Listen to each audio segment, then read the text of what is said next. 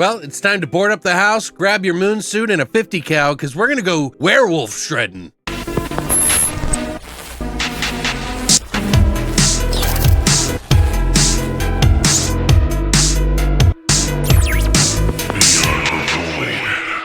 What's up, guys, and welcome back to Beyond the Void. My name is Alex, and today I'm excited to talk to you about Werewolves, a spoiler-free review about Werewolves that's coming out to the theater this week, December 6th. You can probably get earlier tickets if you look around, but yes, December 6th is the release date. I got a screener from Werewolves, so thank you very much for allowing me to watch this movie ahead of time. Now, Werewolves caught my attention because I saw the trailer, and the trailer looked bananas. Real werewolves running around, shredding people, causing chaos, and I was like, I'm in, because one, I miss movies that kind of just went for it like that, and this concept is a little bananas, and two, I just miss action werewolf kind of fun. I'm a big fan of dog soldiers. This kind of felt like it in some ways, just because you got military guys and werewolves. A supermoon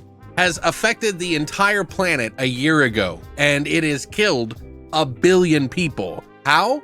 Well, there was some sort of latent gene in our body that essentially the supermoon triggered to cause people who were touched by the supermoon's sunlight to turn into werewolves and go on a rampage. Fast forward a year, the moon's coming, and it's time to lock down and get down to business and try to stop the Lycanocalypse once and for all. 2 scientists and Lou Diamond Phillips try to fight the werewolves together. I mean, I was sold just because I love the idea that the moon is like somehow affecting us. And, you know, obviously, science is not a super important element in this movie. It's a hypothetical that we just kind of accept because we want to have a good time, right? Now, this is by director Stephen C. Miller, who I guarantee you've seen one of his movies. He did the remake of Silent Night, which some people not a big fan of. I actually don't mind it. He also did Under the Bed, Automaton Transfusion, which was one of his earlier films. And he also did the movie Margot. It's like an AI house that comes to life and like crazy stuff happens. I actually really liked the movie. I didn't think it was a 10 out of 10, but it had something about it that really kind of made me interested. There's something in all of his movies that I like, and I think this one isn't too bad. Now, don't get me wrong, there is some tropiness in this movie. There's a lot of like cringy stuff, but it's all sort of done in that 90s vein where we had these kind of movies all the time and we were just kind of enjoying it for the sake of entertainment. I mean, Lou Diamond Phillips is in this movie, and that can't be a coincidence, okay? He was like the 90s, 80s star, you know what I mean? I haven't seen Lou Diamond Phillips since I watched Bats, which was like a big budget, so bad it's good movie that I absolutely love. Seriously, it's glorious. Those things are killing people in my town, and you're directly responsible for that. But why would you do that? Because I'm a scientist.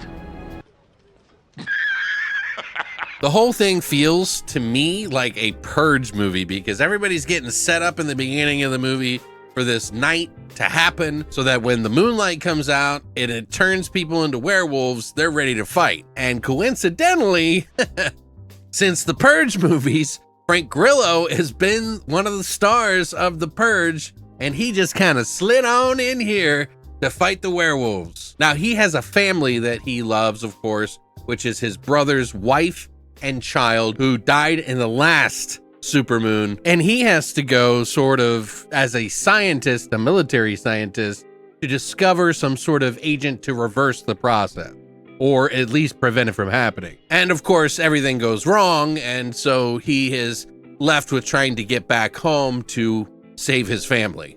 Honestly, I think the werewolves look best in their final form here, so don't expect transformations that are like The Howling or An American Werewolf in London, because these are not those transformations. The CGI in this is a little rough and shiny. It feels like it was like it needed another coat of CGI or something, you know? We don't make mistakes. We have happy accidents. It's not perfect, okay? But, you know, they get the job done. You know, they did what they could within the budget. If you know video games, there's like AAA games, and then there's AA games, and then there's indie games. This is like a AA game. You know, it's like a game that doesn't have enough money to be the complete mainstream, but big enough that it's not just an indie.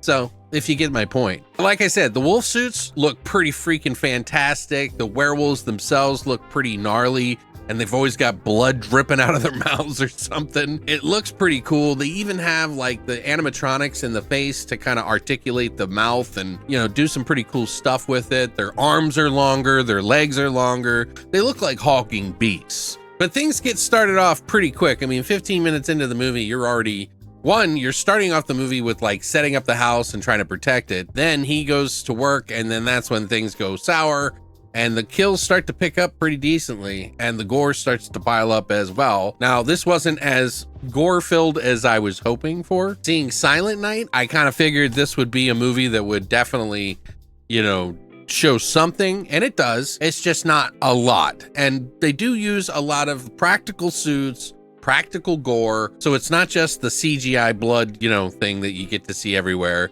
They actually do use real practical effects. They do use some CGI when it's needed, and I feel perfectly okay with that. The practical effects on the gore and stuff, it's, you know, it's fair to mid, you know, it's not amazing. Although there was one kill at the end of the movie that had me more jolly than fucking Santa Claus. So yeah, I mean, it's cheesy. There's some dialogue in this movie that you're just like, oh God. But you know, I think back to the times when it was like, you know, Arnold Schwarzenegger, Lou Diamond Phillips is in this movie, and he did the movie Bats. And if you've seen that, that has some of the cheesiest, best dialogue. So there's something fun about this, although I would probably hand the cup to Bats. I think there's something fun about going out and seeing sort of a cheesy werewolf movie that is attempting to do more than just be cheesy. You know, like, it has its moments. It definitely wears its sort of 90s nostalgia on its sleeve in some ways, or at least the late 90s. I'm not sure. There's a mixture in there, but it definitely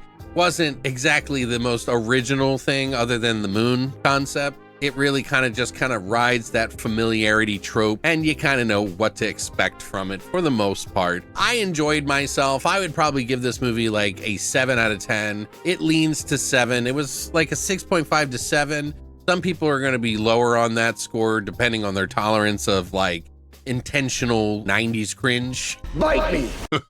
It's definitely in there for a reason, and it's to be fun. Kind of like you watch a Terrifier movie. It's not perfect, but it's fun, right? The acting was, you know, it's definitely a Purge-esque. It feels like a Purge movie in a lot of ways, although there are a couple of weaker elements in the movie. But yeah, I would say, you know, if you want to go see this in the theater, definitely take heed to what I've said and don't expect, you know, like Underworld or some shit, you know? Like, I think that was like CGI fuckfest. This is a little bit more practical, so it feels like, you know, Dog Soldiers meets Underworld with this like weird moon concept. Not indie, not big budget, somewhere in between. I would love to hear what you guys think. Have you seen the trailer? Are you gonna go see it in the theater? Do you need a break from all the serious movies? Because sometimes, man, I'll watch like 7 serious movies in a row, and I'm like, I need me some cheesy freaking werewolves. Let me know what you guys think in the comment section down below. I would love to hear what you think. And as always, long live the void.